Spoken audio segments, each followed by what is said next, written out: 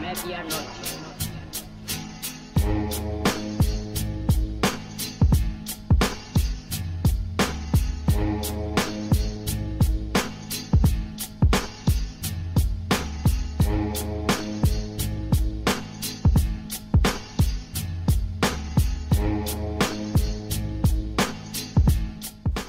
Bonjour ou bonsoir à tous en fonction du pays et de l'heure auquel vous nous écoutez. Bienvenue dans ce 7e épisode de la 3e saison de Bola Latina, le podcast 100% football latino de la rédaction de Lucarne Opposé. Alors avant de nous lancer dans cet épisode, je vous encourage bien sûr à nous suivre sur l'ensemble des réseaux sociaux où nous sommes présents, à venir interagir avec nous sur ceux-ci.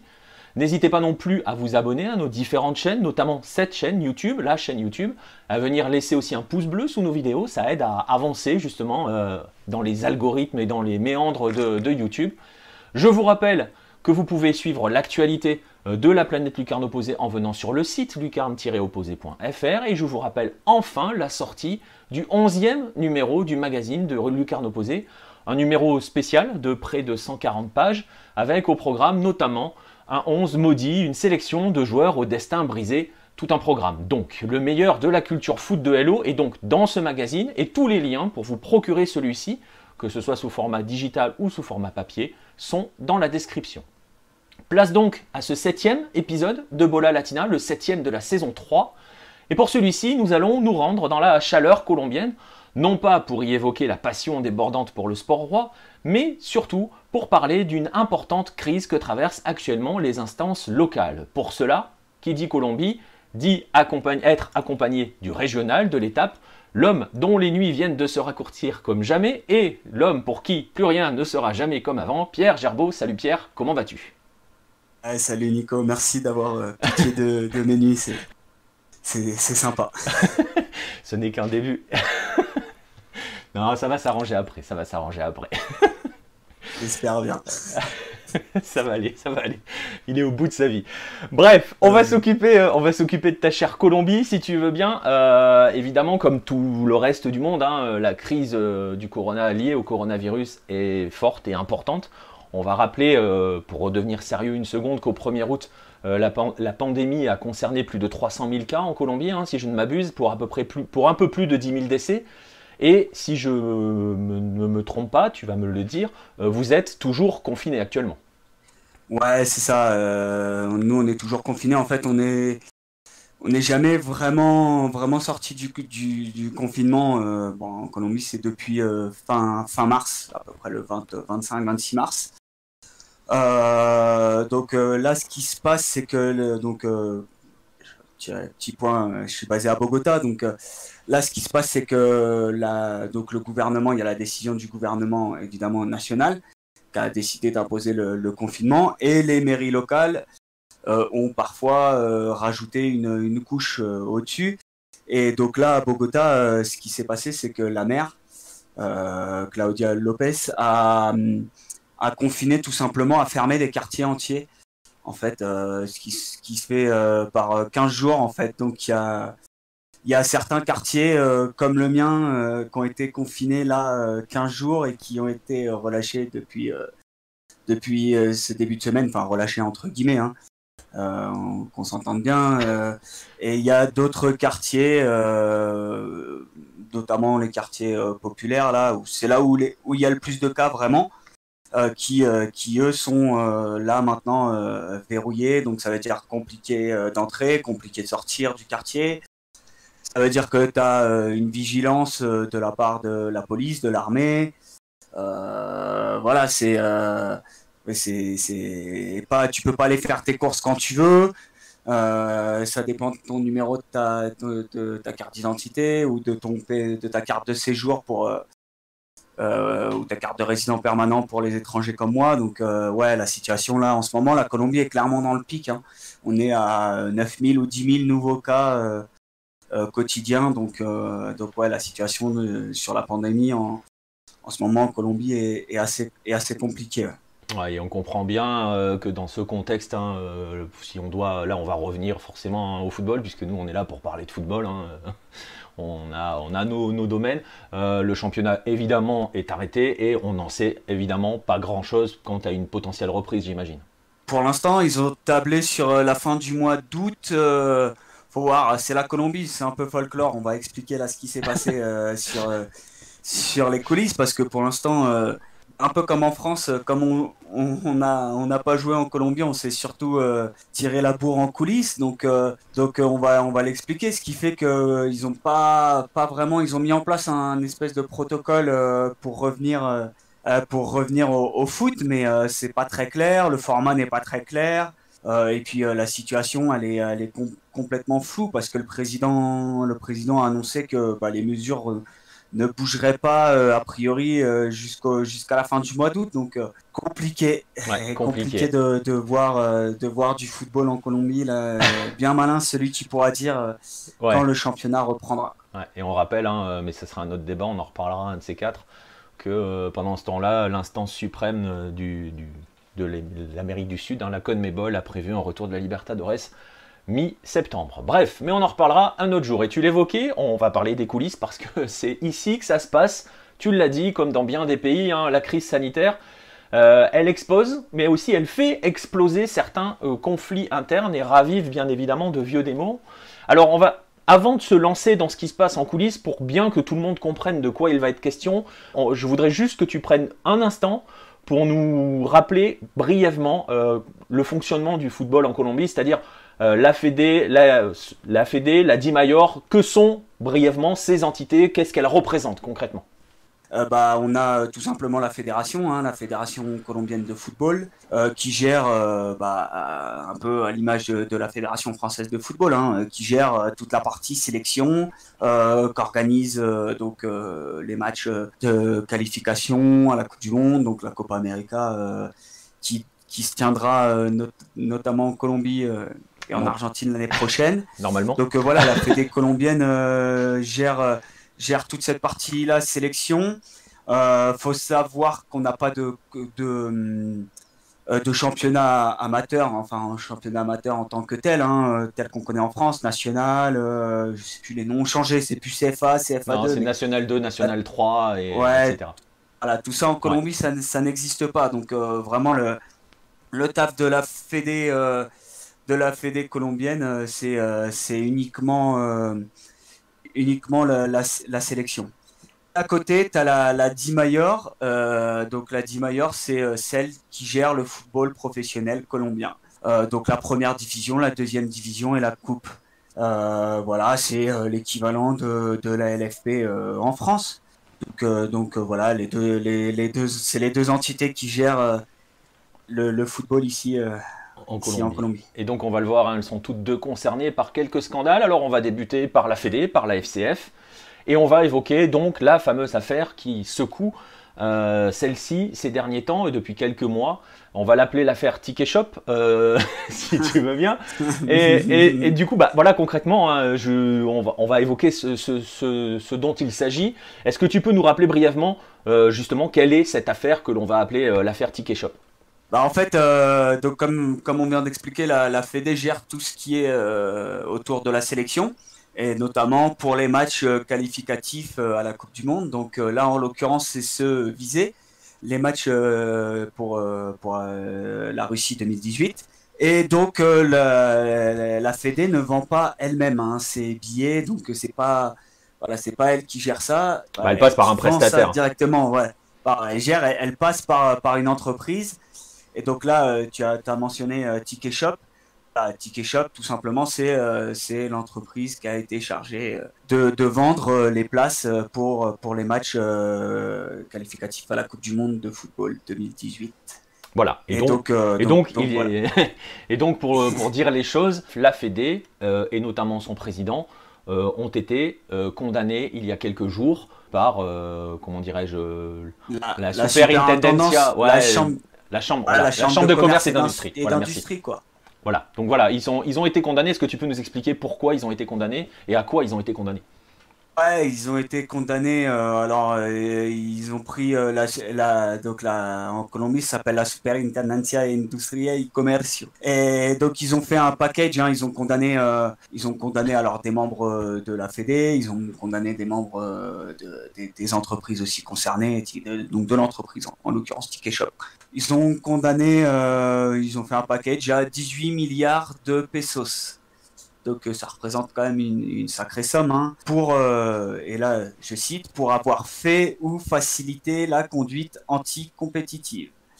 Donc le président, hein, le superintendant qui s'appelle Andrés Barreto, il a expliqué tout simplement qu'en gros il y avait eu un cartel. Hein, il a utilisé le mot cartel pour revendre les billets, donc ce qui a effectivement fait gonfler les prix. Voilà, en gros l'affaire. Bah, après, ça a pris des proportions aussi parce que bah, la FIFA, avait dit quand même il y a quelques mois, hein, cette affaire, elle ne date pas d'hier. Hein. Donc la FIFA avait demandé aussi à ce qu'il y ait une enquête. Voilà, c'est pas non plus une surprise. Hein, on n'est pas tombé des nues en voyant les déclarations de Monsieur Barreto. Donc c'est vraiment c'est ça et en gros la Fédé, l'entreprise Ticket Shop, ils sont vraiment mis ensemble, ils sont alliés, ils ont fait en sorte de faire gonfler les prix, gonfler peut-être même vendre des places extra, ça on va en parler. Ouais, on va en parler dans un Euh, instant. Mais en gros, ouais, concrètement, il y a un voilà, trafic c'est ça un trafic de billetterie, hein, concrètement. Alors, juste ouais, pour nos auditeurs, hein, 18 milliards de pesos colombiens, ça fait environ 4 millions d'euros. Donc voilà, donc concrètement, il y a eu un trafic de billets. Et justement, tu disais, enfin, tu le disais pas, mais on va y aller. Justement, c'est quelque chose que toi, tu as vu de tes yeux, que tu as vécu de l'intérieur, j'ai envie de dire. ouais. Justement, pour un match de qualification, c'était le Brésil, si j'ai bonne mémoire. Euh, C'est ça. donc, Colombie-Brésil. donc tu as vu les Ouais, conséquences de ce réseau, de ce trafic de billetterie mené donc par Ticket Shop et par certains membres, dont le président Ramon Jesurún de la ouais, qui a été dans fédération, le package, qui qui a était dans été le condamné, package. ouais. Ouais, ouais, parce qu'il faut quand même bien préciser que le président de la fédération colombienne est impliqué dans l'affaire, enfin est condamné dans l'affaire. Hein, c'est même Bien plus sûr. là, il n'y a plus de présomption Condamné, d'innocence, il est il va faire condamné. appel, mais Évidemment. Donc c'est quelque chose dont tu as vu les conséquences et ça donnait quoi concrètement les conséquences de cette opération de trafic de billets? ouais, c'est ça. J'étais donc Colombie-Brésil en septembre 2017. Voilà, le hasard du calendrier, le hasard des événements a fait que ma famille donc venait, pas sans raconter ma vie, mais voilà, ma famille, mes amis sont venus en Colombie à cette période-là. Donc on est partis tous ensemble à Barranquilla. Ouais, c'est folklore. Hein, c'est vraiment waouh. C'est une expérience à faire quand t'aimes le foot. Un match de la Colombie, de la sélection à Barranquilla, c'est quelque chose. Voilà, bon, on va passer hein, sur le traditionnel, les personnes qui se mettent dans la file juste pour revendre la place, ce qui fait que t'as déjà une file interminable pour rentrer dans le stade. Donc, concrètement, ce qui s'est passé, c'est que donc, nous, on était, voilà, j'avais pris, je crois, 10-12 places, ce qui fait on est arrivé très tôt. Comme vraiment 2 heures, on a dû rentrer dans le stade 2 heures avant le début du match, quelque chose comme ça. Ce qui fait que quand on est arrivé, bah, même si tu avais sur ta place, t'as tout simplement comme une place normale, hein, lambda, donc tu avais ta place attitrée, on arrive, et là, les stadiers nous font comprendre que ben, déjà, c'est mort. Quoi. Les places, il n'y a pas 10 places à côté Elles sont les unes prises. des autres, que c'est mort, que les gens rentrent un peu n'importe où, n'importe comment, que ça commence déjà à affluer, hein, parce que évidemment le stade était plein. Donc ce qui fait qu'on se retrouve en petits groupes éparpillés. Et voilà, pour une certaine raison, j'ai dû sortir avec, on va citer mon père, on a dû sortir et se retrouver dans les travées. Et au moment donc on avait notre place, hein, évidemment, et au moment où on se retrouve à re-rentrer dans le stade, donc à notre place, un policier nous fait non, vous pouvez pas rentrer, c'est plein. Donc là, on se regarde. En plus, dans la traduction, t'es là, un peu en train de Ouais, t'énerver, forcément, t'es ouais. en train de dire c'est quoi, Ouais. Donc là, tu te dépatouilles gentiment avec la police en disant que il est bien gentil, mais qu'on a des places vraiment et qu'on gardait là-haut et qu'on rentre. Donc on a réussi finalement à rentrer et c'était no man's land. T'avais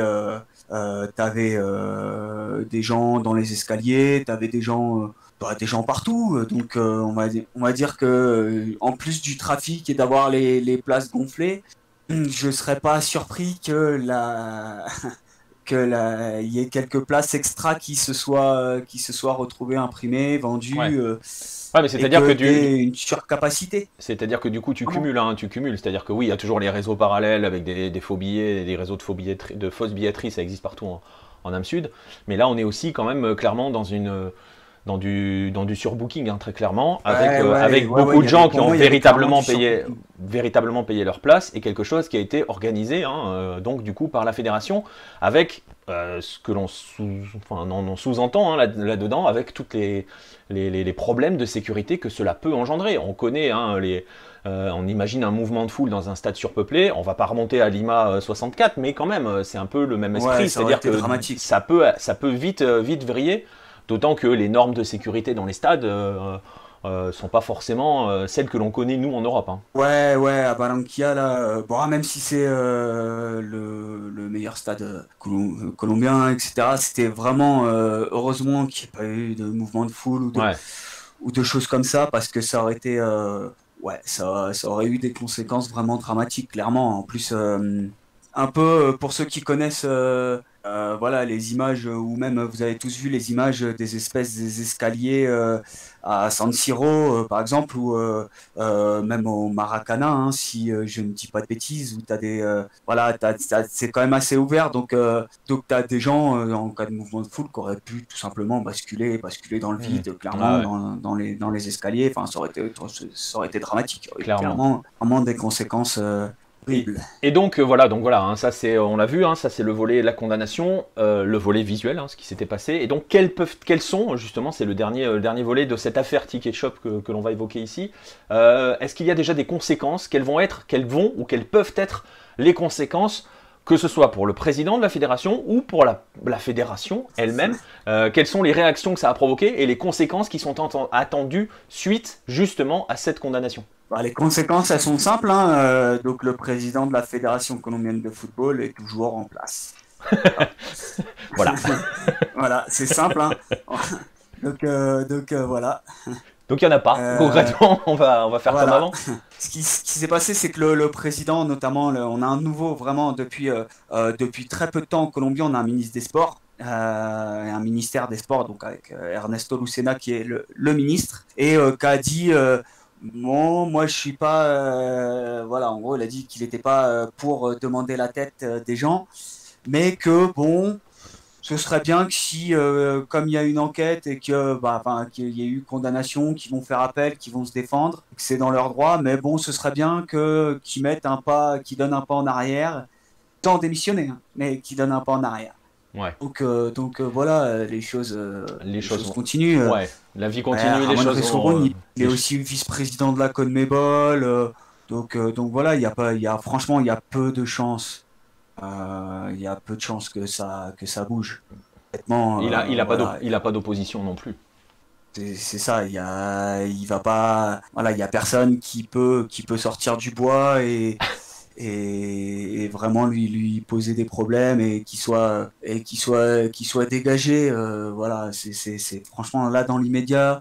On va Alors, fermer on va les se yeux et on méfier va de l'effet repartir. lucarne opposé, hein, mais c'est quand même peu probable qu'il saute, quoi. Ah bah attends, et si on arrive à avoir ce degré d'influence, on va être bon. Bah justement, du coup, tu parlais de personnes débarquées ou éventuellement, bah on va justement transition toute trouvée, puisque ça c'était la partie fédé, avec cette première affaire qui a secoué un petit peu les derniers mois.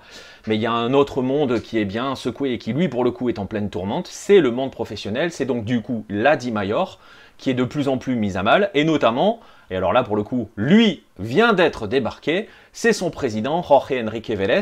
Est-ce que tu peux nous expliquer donc ce qu'il s'est passé pour ce cher Vélez, en nous rappelant donc qu'il a été débarqué, et surtout pourquoi il a été débarqué? Ouais, c'est ça, en Colombie, on a fait le doublé, nous. On a fait crise à la Fédé, crise à la Di Mayor, le doublé Coupe Championnat. Effectivement, Jorge Enrique Vélez, qui est désormais ex-président de la Di Mayor, il a sauté là il y a une semaine, ouais, vendredi dernier, le 24, il a sauté. Bon, il y a eu une assemblée des clubs, donc le vote a été, on va dire, on va dire que c'était pas un vote serré, quoi. Non, On va dire que c'était on va dire qu'il y a unanimité, hein, quand même. Ouais, il y a quasiment unanimité, ouais. C'était 34 à 2. Donc il y a eu 34 votes pour le faire sauter, une abstention et un vote contre. Voilà. Donc voilà, on va dire que c'est quasi unanimité. Pourquoi ils ont voulu faire sauter donc Vélez? Pour plusieurs raisons. En fait, il y a une des choses qui a fait que les clubs, faut savoir que quand Vélez il arrive donc en 2018, il est pas voilà, il est pas minoritaire du tout, il est quand même soutenu, il est appuyé par pas mal de clubs et c'est pour ça qu'il arrive d'ailleurs à ce poste. Donc, ce qui a fait que les clubs ont retourné leur veste, c'est que cette année, il a promis de l'argent au club. En fait, il s'est allié avec un fonds de pension du Delaware, donc Prudent Corporate Finance, pour vendre les droits de TV à l'international. Voilà. Alors le Delaware, juste pour s'il y a des supporters de Marseille parmi vous et des supporters, des suiveurs de l'excellent Football Club de Marseille. Voilà, le Delaware, ce nom vous est commun parce que voilà, Mourad Arts, par exemple, l'excellent journaliste qui a bossé sur les finances de l'OM, il a expliqué qu'au Delaware, il y avait le fonds de pension de McCourt qui était là-bas. Donc voilà, le Delaware, c'est un paradis fiscal. Ça veut dire qu'on ne sait pas qui y a dedans, en fait. On ne sait pas qui c'est, en l'occurrence, Prudent Corporate Finance. Donc Vélez est arrivé, donc la Di Mayor a signé un accord avec eux, un accord à quand même 60 millions de dollars. Bon, faut savoir que là... C'est très très fort hein, pour de l'âme sud. Ouais, pour la Colombie, il faut savoir que là, c'était la chaîne publique RSN qui avait les droits et on était à 1 million de dollars. Donc il a réussi à multiplier ça par 60. Ouais, et on parle de la Liga Betplay, qui est au nom de la Ligue du championnat colombien. Donc voilà, on parle pas de la Superliga en Argentine ou du Brasileirão. Donc voilà, il est arrivé, il a dit qu'il avait signé ça, qu'il avait signé ce contrat et que donc voilà, les clubs allaient avoir un surplus d'argent en fait. Allait avoir comme une augmentation des droits de TV et que voilà le championnat colombien allait se vendre à l'international et que donc les clubs allaient voir leur budget et leur manne financière augmenter. Ce qui fait que en fait des clubs ont tout simplement ont emprunté, ont commencé à bouger en comptant sur cet argent. Et puis, petit à petit, les clubs ont demandé leur argent et puis on leur a dit oui, mais non, oui, mais non. Ils ont commencé à mettre des ultimatums. Et puis, en fait, au final, ils se rendent compte que l'argent n'arrivera jamais, quoi. Voilà, on ne sait pas où est passé cet argent. Enfin, on ne sait même pas s'il existe concrètement. C'est ça. Et pas dans la poche des clubs, en tout cas. Donc ça, c'est une des raisons pour lesquelles les clubs se sont retournés contre lui et donc ont voulu le dégager. Le gouvernement aussi n'a rien fait pour retenir. Faut savoir que là, depuis cette année aussi, le championnat est payant. En Colombie, il y a une chaîne, donc Winsport, qui est la chaîne qui diffuse le championnat local, a fait un canal entre guillemets premium Winsport Mass, qui a un coût de l'équivalent de à peu près 30 000 pesos, je crois. Donc, c'est un peu moins de 10 euros, on est à 6-7 euros par mois. Qui en Colombie quand même t'as le salaire minimum qui est à 750 000 pesos, donc c'est quand même pas une somme négligeable Ouais. pour les familles populaires. 30 000 pesos c'est clairement les provisions d'une demi-semaine, quoi. Ça représente du riz, de la viande. On se plaint des tarifs de la télé, enfin du football, de l'accès au football en France. Voilà, on est dans un tarif assez élevé là aussi. Ouais, voilà, et donc le gouvernement avait deux matchs. Il y avait deux matchs qui étaient diffusés sur RSN l'année dernière. Et donc le gouvernement avait demandé à ce qu'il y ait encore un petit peu de football télé en clair, publique et Vélez avait, dans un élan, on va dire, un peu d'arrogance, avait dit mais moi si le gouvernement pas de problème, ils me le disent et moi je leur envoie la facture. Et cette attitude était clairement pas passée avec le ministre des Sports, donc ils ont rien fait non plus pour le retenir. Et enfin, une des raisons également, c'est le foot féminin. Le foot féminin est professionnel en Colombie et on avait parlé justement du début du foot professionnel féminin en Colombie dans le 2e numéro du magazine, hein, si j'ai bonne mémoire. C'est ça. Et si on fait le bilan de cette professionnalisation, alors vous voyez, si on parle du numéro 2 de Lucarno Posé, donc ça nous amène à début 2018, si j'ai bonne mémoire, premier trimestre 2018. 2017, la première édition du foot féminin. Donc voilà, on venait de terminer la première année, la première édition, on est 2 ans plus tard. Voilà, on en est où sur le football féminin en Colombie professionnel? Échec en fait, clairement, c'est clairement un échec. Ils ont fait, on va parler juste du sport sportif. Hein. Ouais. Pour l'instant, c'est qu'ils ont fait ce championnat professionnel, notamment pour améliorer, pour monter tout simplement le niveau de la sélection. Et résultat, la sélection colombienne ne s'est pas qualifiée pour la Coupe du Monde 2019 en France. Voilà. C'est clair.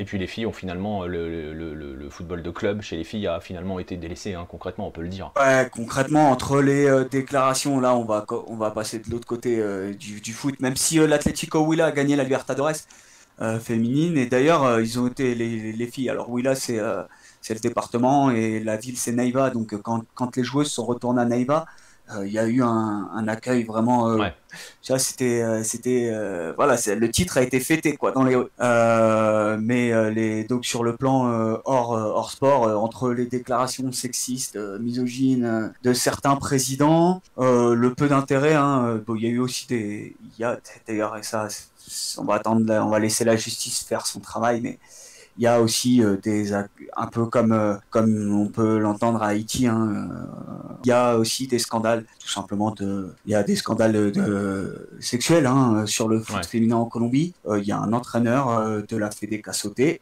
Donc ça, c'est clairement sur le gravissime ce qui se passe sur le foot féminin en Colombie. Là, les filles, le championnat est organisé à l'arrache. Hein. En 2017, ils avaient fait un tournoi sur 4 mois. En 2018, ils ont commencé à 3 mois et demi, et l'année dernière, ils ont fait clairement un tournoi à l'arrache sur 2 mois et demi.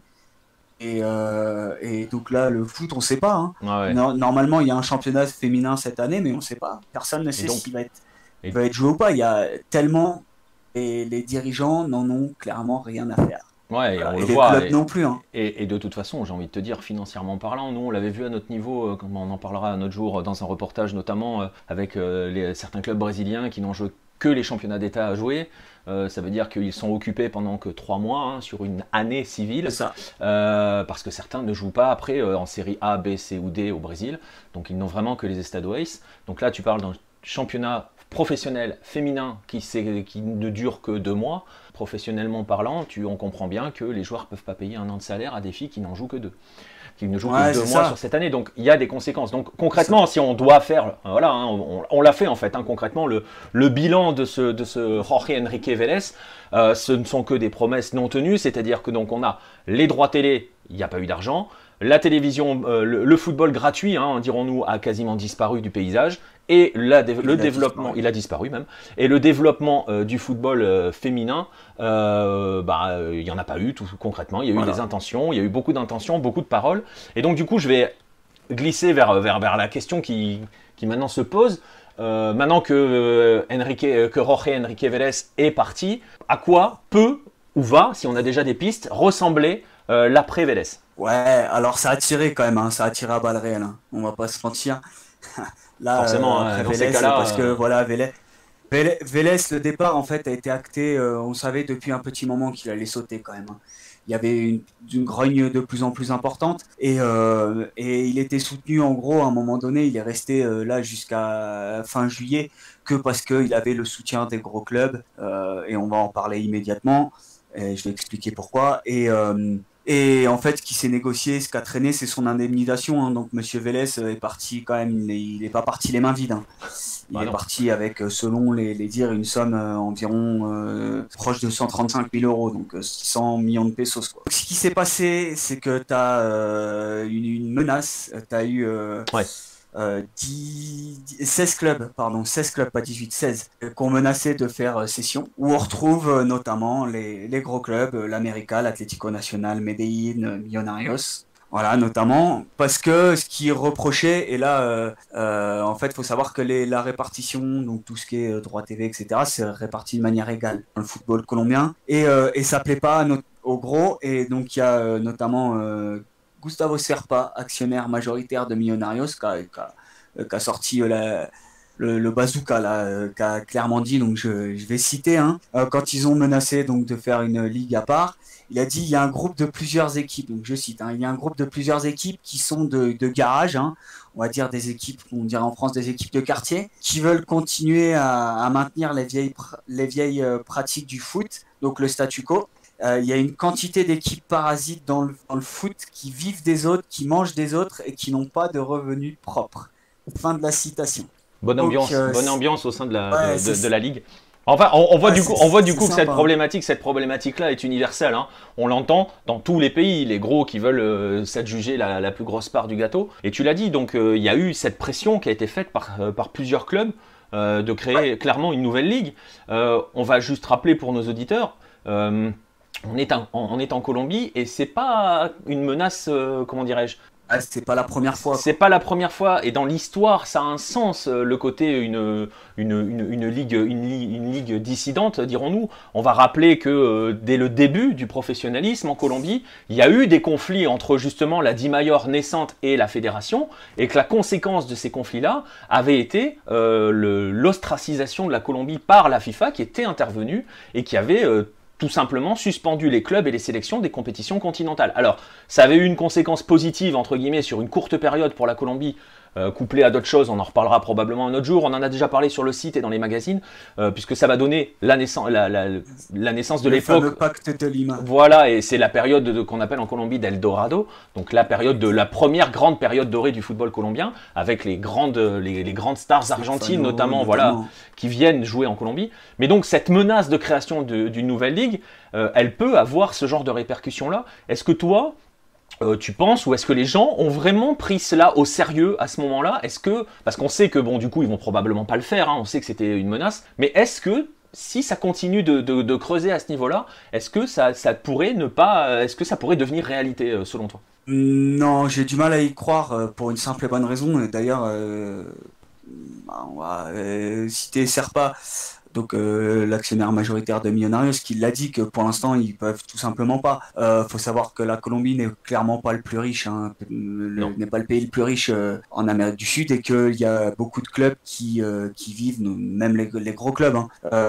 Donc le transfert des joueurs c'est une partie, mais les clubs qui sont engagés dans les compétitions internationales, donc la Libertadores et la Sudamericana, se portent généralement très bien parce que les sources de revenus sont déjà en dollars, Ouais. que le dollar, le cours du dollar et du pesos, voilà, c'est si voilà, en gros 1000 pesos, ça doit faire l'équivalent de 3500 $. Donc on est sur du simple au triple. Donc c'est pour ça que tous les revenus générés en dollars sont bons à prendre pour les clubs colombiens.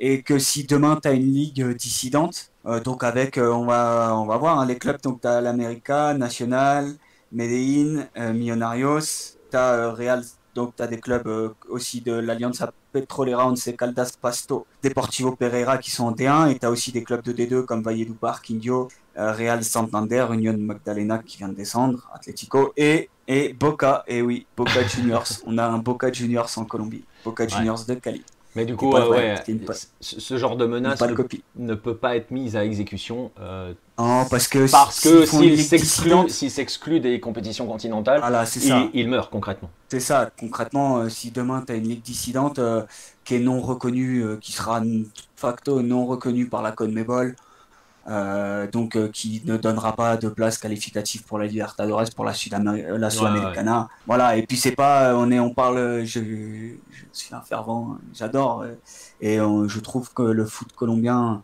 est souvent, à mon sens, dénigré, compris par les gens ici en Colombie, à mon sens un peu trop dénigré.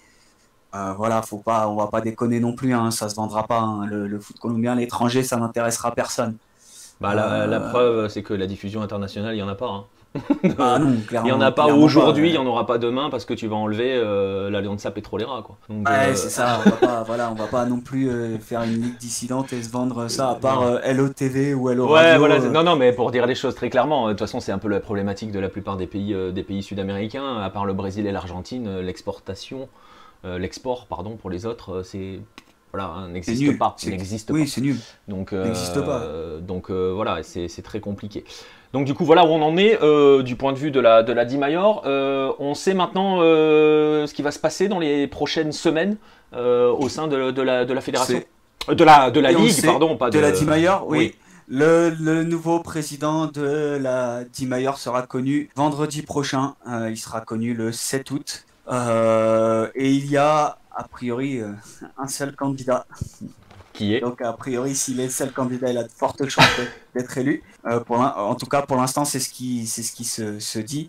Donc, le nouveau président pourrait être Fernando Jaramillo, le nouveau président de la Dimayor. Donc, ce monsieur, il a été vice-président il arrive pas par hasard, hein, son nom il sort pas par hasard. Il a été vice-président de Bavaria, donc notamment de tout ce qui était sponsoring, etc. de Bavaria durant 15 ans. Alors Bavaria, c'est une marque de bière, voilà, entre autres, c'est Ouais. l'entreprise pardon, qui produit diverses marques de bière ici en Colombie, et notamment qui fait la bière qui sponsorise le foot colombien, donc la sélection, et qui a sponsorisé pendant de longues années le championnat Le colombien. championnat Donc voilà, qui c'est pour prenait ça son qu'il arrive nom là. hein, d'ailleurs, qui prenait son nom. Et Voilà. donc on a une idée des orientations de ce futur président ou pour l'instant c'est encore un peu obscur hein. Non, c'est un peu obscur encore, on ne sait pas bien ce qu'il va proposer. Les dossiers qu'il a sur le feu, ça va être de gérer, hein, organiser cette fin de saison. Ouais, le retour du football colombien. Ouais, pour le retour du football, parce que on l'a expliqué, il y a une thématique très simple, hein. En Colombie, c'est très très très difficile de se déplacer en bus. Enfin, c'est pas nécessairement très difficile, mais surtout très long. Bogota Medellín, par exemple, c'est il y a 300 km, hein, mais c'est entre 7 heures et 8 heures de bus et une demi-heure d'avion. Donc voilà, si les aéroports restent fermés, ça va être très très compliqué de revoir du football en Colombie, d'organiser, hein, parce que là, on s'est arrêté, c'était la 8e journée, si ma mémoire ne flanche pas. Donc on était à Voilà, même qu'est-ce qu'on pas fait? mi-championnat hein, pour dire les choses, on n'était même pas à moitié de tournoi. Voilà, c'est ça. On était voilà, il y a 20 journées, plus Et après, après ils avaient les prévu de faire quadrangulations. demi-finale, finale. Donc on n'était même pas à mi-championnat, ils se sont arrêtés à la 8e journée. Donc qu'est-ce qu'on fait? Est-ce qu'on termine? Comment on termine? Comment on envoie les équipes à la Libertadores 2021, Mm. à la Sudamericana 2021? Voilà, il va y avoir quelques petits dossiers, Ouais. Bah, quelques marrons sur le feu. ça va être le dossier le plus urgent hein, pour le nouveau président parce que le temps file, on l'a dit, la Libertadores est censée reprendre le 15 septembre, on ne sait pas encore comment, mais on sait qu'il y a des pressions hein, et ça c'est clair pour le coup, hein, tout le monde est concerné, tous les pays d'Amérique du Sud sont concernés. Pour Il y des a raisons pression pour financières. que, pas que, hein, parce qu'il y a, on peut le dire, il y a aussi la Coupe du Monde des clubs à la fin de l'année, il va falloir l'organiser, donc il faut des vainqueurs continentaux. Donc la FIFA est en train de mettre un peu pression. On a vu, hein, on en a déjà parlé lors d'un live ou dans d'autres podcasts de la situation, ou sur le site plutôt, de la situation en Asie avec la FC Champions League qui va reprendre dans des conditions absolument dantesques. On ne sait pas trop comment va reprendre la Libertadores parce que les situations dans les pays sont loin d'être réglées. Et quand je dis loin d'être réglées, on l'a dit en début d'émission, on est dans le pic actuellement en Colombie. Donc Colombie, on ouais. En Colombie, on est dans même le pic, pas encore clairement. au plateau. On est en train d'arriver dans le pic. Donc voilà. Et donc voilà, il y a tous ces dossiers-là, mais c'est vrai que le principal va être la reprise du championnat. Écoute, on suivra ça, on verra. Si le championnat déjà peut reprendre en 2020, parce que on sait que dans certains pays de la Confédération, c'est pas encore sûr hein, que l'on puisse véritablement reprendre les championnats en 2020. Je pense notamment à l'Argentine et aux dernières déclarations du ministère des Sports qui laissent entendre qu'il n'y aura plus de football en 2020. Donc on va voir comment les choses vont se passer. On suivra ça dans d'autres podcasts, dans des émissions, sur le site évidemment. On va en rester là donc pour cette partie crise colombienne.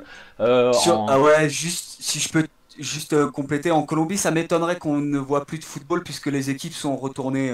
Voilà, ils ont fait un plan. Il y a un plan qui a été défini plus ou moins donc pour fin août et les équipes là sont retournés entre guillemets à l'entraînement parce que tu as eu énormément de cas de Covid.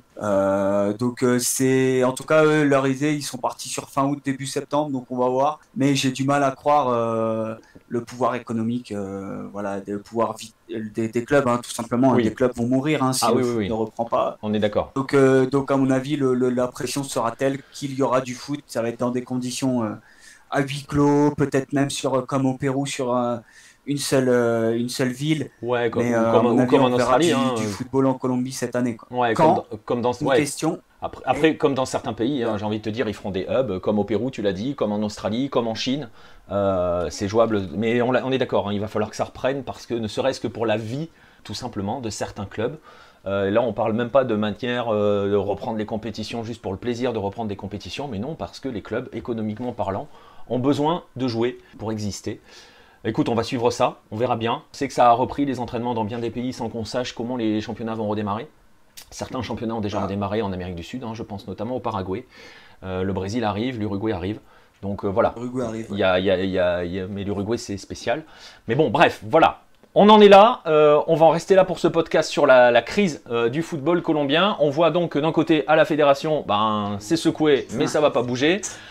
À la Di Mayor, ça a bien secoué, ça a bougé. On va voir vers quoi on va aller maintenant, parce qu'on sait toujours ce que l'on perd, on ne sait jamais ce que l'on gagne. Merci bien Pierre pour ce podcast, pour cette merci à toi.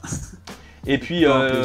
exactement, et on se retrouve dans d'autres podcasts sur Lucarne Opposée, dans d'autres podcasts Bola Latina, Efrikia, mais également AFC Corner. On se retrouve aussi sur les lives, sur le site, sur les réseaux sociaux. N'hésitez pas donc, abonnez-vous à notre chaîne, lâchez des likes comme on dit, et on se retrouve très très vite pour d'autres rendez-vous sur les réseaux Lucarne Opposée. A bientôt.